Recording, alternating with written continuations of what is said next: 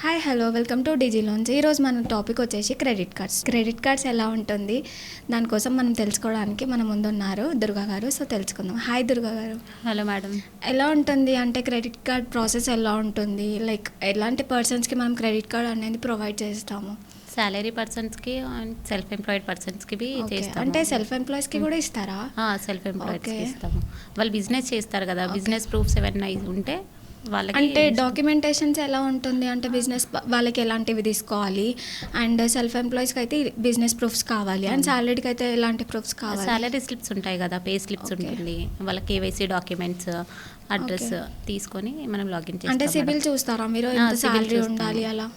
సిబిల్ బేస్లో వస్తుంది, ఇన్కమ్ బేస్లో వస్తుంది.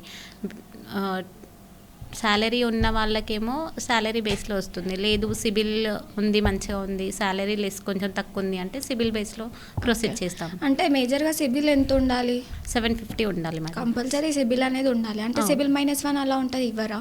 ఇన్కమ్ బేస్లో వస్తుంది. ఇన్కమ్ 1 lakh ఉంది శాలరీ అంటే లిమిట్ అనేది మీరే ఇస్తారా లేకపోతే just card system generate madam? Limit అనేది సిస్టమ్ జనరేట్.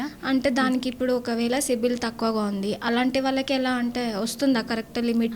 శాలరీ ఉండడం వల్ల వస్తుంది, లేదు అని అంటే రిజెక్ట్ అవుతుంది, ఎలిజిబిలిటీ ఉండదు. ఓకే, అదే యూజ్ చేయడం అంటే ఎన్ని డేస్ స్టార్ట్ అనేది అలా ఏమైనా ఉంటుందా? క్రెడిట్ కార్డ్ రావడానికి ఎంత టైం పడుతుంది? Maximum 7 to 10 days working days ఉంటుంది మేడం. 7 to 10 daysలో వచ్చేస్తుంది కార్డ్ అనేది. దాన్ని యూజ్ చేయాలి కస్టమర్. యూజ్ చేస్తే దానివల్ల మనకి బెనిఫిట్స్, ఆఫర్స్ అలాంటివి ఇంకా ఇంక్రీజ్ అవుతాయి కస్టమర్. అంటే క్రెడిట్ కార్డ్ యూజ్ చేయడం వల్ల వేరే ఆఫర్స్ అంటున్నారు కదా, ఆఫర్స్ అంటే ఎలాంటి ఆఫర్స్ వస్తుంటాయి? ఆఫర్స్ అంటే దాని మీద ప్రీ అప్రూవ్డ్ లోన్ ఆఫర్ వస్తుంది, తక్కువ రేట్ ఆఫ్ ఇంట్రెస్ట్తో లోన్ ఆఫర్ వస్తుంది, ఇన్స్టా లోన్, జంబో లోన్ అనేసి ఆఫర్స్ ఉంటాయి. ఓకే, ఇలాంటి లోన్స్ అనేది వస్తుంటాయి.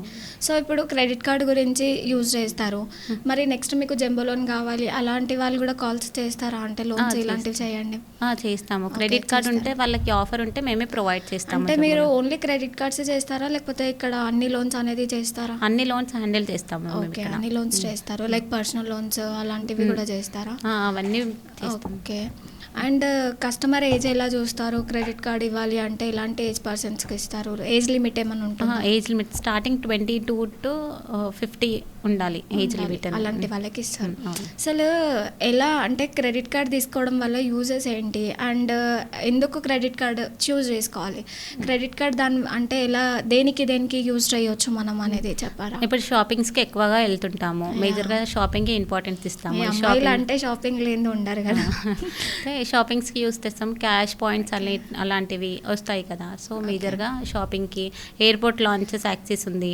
ఎయిర్పోర్ట్లో ఎక్కువగా ట్రావెల్ చేస్తారు బిజినెస్ పర్సన్స్ కానివ్వండి, salaried person out of station వెళ్తారు, అలాగే క్రెడిట్ కార్డ్లో ఆఫర్స్ ఉంటాయి కస్టమర్. అదే అయిపోయింది, ఎవరు చూడండి క్యాష్ పెట్టుకోవట్లేదు, కార్డ్స్ యూస్ చేస్తున్నారు. ఇప్పుడు ఈ యూపీఐ వచ్చినప్పటి నుంచి మనకి అన్ని ఫోన్పే, ఆన్లైన్ ప్రాసెస్ అనేది ఉంటుంది కదా చాలా వరకు.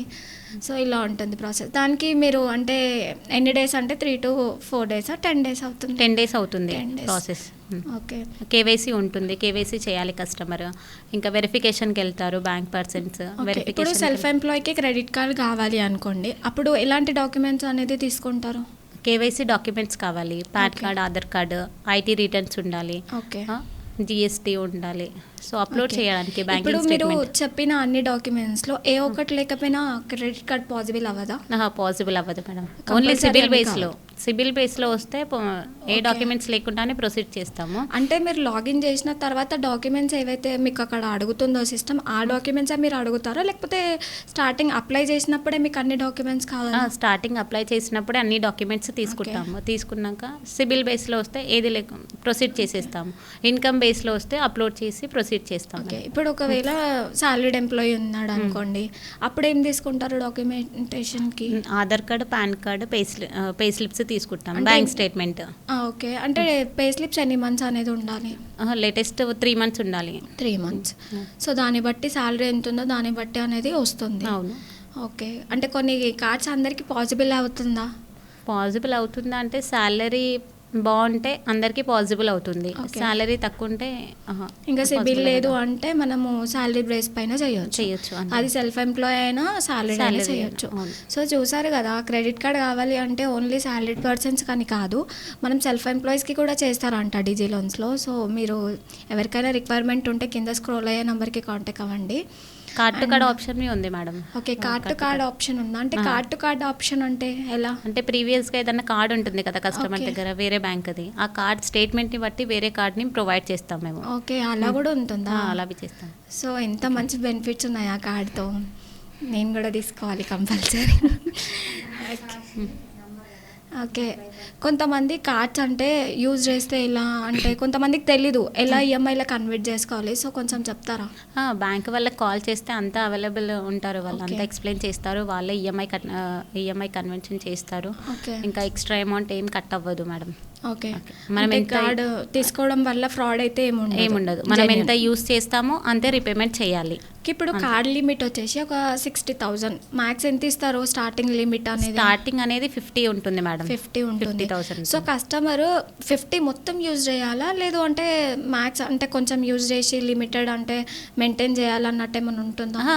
తన ఇష్టం మేడం, యూస్ చేసుకోవచ్చు. తను యూస్ చేసి మళ్ళీ రీపేమెంట్ చేస్తే మళ్ళీ లిమిట్ ఇంక్రీజ్ అవుతుంది. ఓకే, అంటే ఒకే కార్డులో మనకి బ్యాలెన్స్ అనేది ఇంక్రీజ్ అవుతుందా, increase లేదంటే ఇప్పుడు టాప్అప్ ఆప్షన్ ఉంటుందా? టాప్అప్ ఆప్షన్ ఉంటుంది. ఉంటుందా? అదే తను యూస్ చేయడం వల్ల ఎక్స్ట్రా Okay. బెనిఫిట్స్ తో మళ్ళీ రీపేమెంట్. ఇప్పుడు 50 వచ్చింది, మళ్ళీ నెక్స్ట్ మనకి ఎక్స్ట్రా అమౌంట్ అంటే ఎంత యాడ్ అవుతుంది? మళ్ళీ 50 అవుతుందా? అది బ్యాంక్ వాళ్ళు యాడ్ చేస్తారు మేడం. ఓకే, అంటే క్రెడిట్ కార్డ్లో 1 lakh 2 lakhs కూడా ఇస్తారా, లేకపోతే మ్యాక్స్ తక్కువ అమౌంట్ అనేది ఇస్తారా? ఎక్కువే వస్తుంది, 50 to up to 5 lakhs వరకే వస్తుంది madam. Oh my god, 5 lakhs?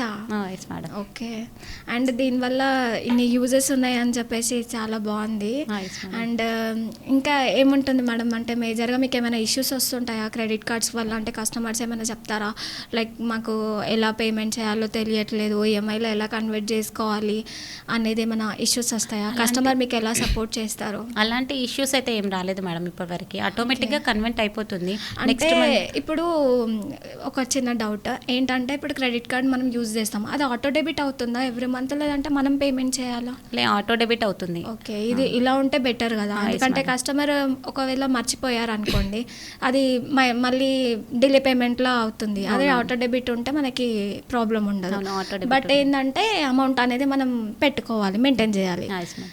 Okay, and చాలా బాగా చెప్పారు దుర్గా గారు. సో మీరు చూసారు కదా, చాలా బాగా ఎక్స్ప్లెయిన్ చేశారు క్రెడిట్ కార్డ్స్ కోసం. ఇంకేమైనా మీకు తెలుసుకోవాలని ఉంటే కింద స్క్రోల్ అయ్యే నెంబర్కి కాల్ చేయండి. Thank you Thank you madam.